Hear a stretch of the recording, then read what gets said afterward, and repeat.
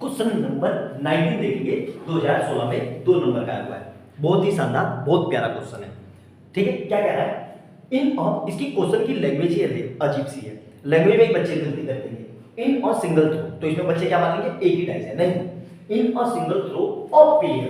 Pair देखो यहां दे दिया, पेयर का मतलब क्या होता है टू, पेयर मतलब टू ऑफ डिफरेंट डाइस, मतलब दो अलग अलग डाइस है। What is the probability of getting और prime number of each dice और टोटल ऑफ 9 और 11। ठीक है, तो डाइस पे तो टोटल कितने केस बनेंगे 36, मैंने यहां लिख दिए हैं, टाइम आपका बचे। अभी ये कह रहा है कि दोनों डाइस पे प्राइम नंबर आने की चांस बताओ। देखो आप गलती क्या करोगे, आप यहां पे 1 को भी प्राइम मान लोगे। 1 is neither prime nor composite, 1 prime भी नहीं होता और कंपोजिट भी नहीं होता। तो सबसे पहले हम अपना एज यूजुअल प्रोबेबिलिटी का फार्मूला लिखेंगे। Probability is equal to formula जरूर लिखना है यहां पे। ठीक है, क्यों मैं बार बार इसलिए लिख रहा हूं फार्मूला, क्योंकि फार्मूला लिखने का आपको आधा नंबर तो मिल ही जाएगा। Favourable case upon total case. ठीक है, क्लियर है यहां तक? Total case. अब हमारा फेवरेबल केस क्या होगा, देखो ध्यान से, दोनों डाइस पे प्राइम नंबर। ठीक है, तो दोनों डाइस पे हमें प्राइम नंबर चाहिए। तो क्या क्या होंगे प्राइम नंबर, देखो 1 तो होगा नहीं, ये तो कट गया, ये भी नहीं होगा। प्राइम नंबर कौन सा है, ये भी नहीं होगा। तो पहली लाइन में तो कोई नहीं होगा क्योंकि उसमें 1 मिल गया। 2 वाले में देखेंगे तो 2 वाले में पहला केस क्या मिलेगा 2, 2 दोनों प्राइम है, दोनों डाइस पे 2 2 आ रहा है बिल्कुल। और उसी तरीके से 2, 3 और उसी तरीके से 2, 5 और कोई नंबर पॉसिबल नहीं है। तीसरे पे आ जाओ, थर्ड पे मतलब 3, 2 इस वाली रो में थर्ड में।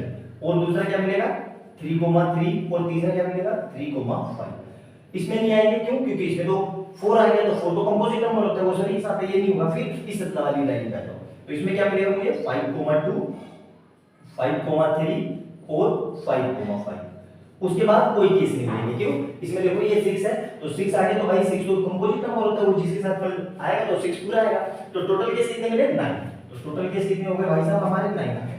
वो फेवरेबल केस। और टोटल केस कितने हो गए, टोटल केस हमें पता है एज यूजुअल बचपन से हम पढ़ते आ रहे हैं 36। तो प्रोबेबिलिटी क्या हो जाएगी, probability is equal to favourable case. Favourable case मतलब 9 और टोटल केस 36।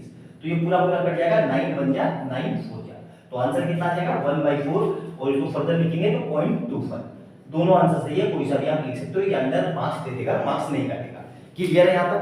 तो एक ये हमारा पूरा हो गया। अब आ जाओ सेकंड वाले केस में, और टोटल ऑफ 9 और 11, तो मतलब डिजिट सम टोटल और टोटल ऑफ 9 और 11। अब देखो इसमें सर 9 और 11 सम होगा कि प्रोडक्ट होगा?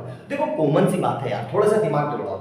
कभी भी डाइस को मल्टीप्लाई करके 11 आ सकता है? नहीं आ सकता, क्योंकि 11 प्राइम नंबर है। और प्राइम नंबर 11 के तभी आएगा जब 11 के किसी प्राइम नंबर से मल्टीप्लाई होगी, मतलब 1 से मल्टीप्लाई होगी। तो 11 तो आ ही नहीं सकता, क्योंकि डिजिट में सही होते हैं। तो ये सम की बात कर रहा है, ये क्वेश्चन ही ऐसा लिया है जान के, ताकि आप परेशान हो और इसको गलत करो। तो ये प्रोडक्ट की बात कर रहा है कि उसका वो प्रोडक्ट क्या है, सम की बात कर रहा है। तो सम 11 कैसे आएगा, प्रोडक्ट की बात नहीं कर रहा है, प्रोडक्ट आ ही नहीं सकता। तो सम क्या आएगा, फेवरेबल केस। देखो तो 9 आने की चांस क्या क्या है 6, 3 और 3, 6, ये सम की बात कर रहा है, प्रोडक्ट की नहीं। और 4, 5 और क्या आएगा 5, 4। अब 11 आने के, देखो 11 आने की चांस क्या क्या है, अलग मार्कर से लिख रहा हूं ताकि कंफ्यूजन ना हो आपको। 11 कैसे आएगा, या तो 6, 5 आएगा या 5, 6 आएगा, और किसी तरीके से नहीं आ सकता। क्लियर है यहां तक? तो टोटल केस कितने मिल गए हमें 6। तो टोटल केस कितने, वो टोटल मतलब फेवरेबल केस कितने मिल गए 6।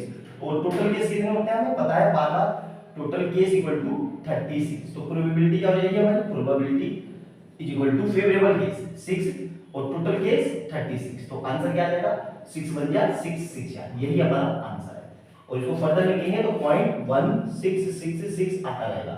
और इसको फर्दर और अच्छे से लिखना है तो 0.67 और इस पे बार लगा दो। ठीक है, चलो बार मत लगाओ, ये लिख दो 0.67। ठीक है, क्लियर है यहां तक? मेरे ख्याल से समझ में आ गया होगा। बहुत सिंपल सा क्वेश्चन है, बोर्ड में आ रखा है 2019 में, वो 2016 में 2 नंबर का। और इसी तरह के क्वेश्चन एग्जाम में भी आते हैं। तो अच्छे से नोट डाउन करना, जो जो मैंने बात बताई उसको सबको नोट डाउन कर लेना, ताकि आपको कोई कंफ्यूजन ना हो। बार बार रिपीट कर रहा हूं कि क्वेश्चन जरूर लिखना कॉपी में, ताकि क्वेश्चन इसलिए लिखने को बोल रहा हूं कि जब आप रिवीजन करो तो आपके सामने क्वेश्चन रहेगा, तो आपका टाइम बचेगा। आपको टाइम क्वेश्चन ढूंढने में वेस्ट नहीं होगा। तो क्वेश्चन जरूर लिख लेना, 2 मिनट लगेंगे क्वेश्चन लिखने में।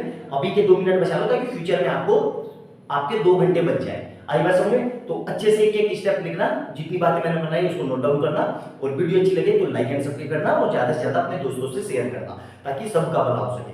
मिलते हैं अगली वीडियो में बहुत अच्छे क्वेश्चन के साथ। बाय बाय दोस्तों।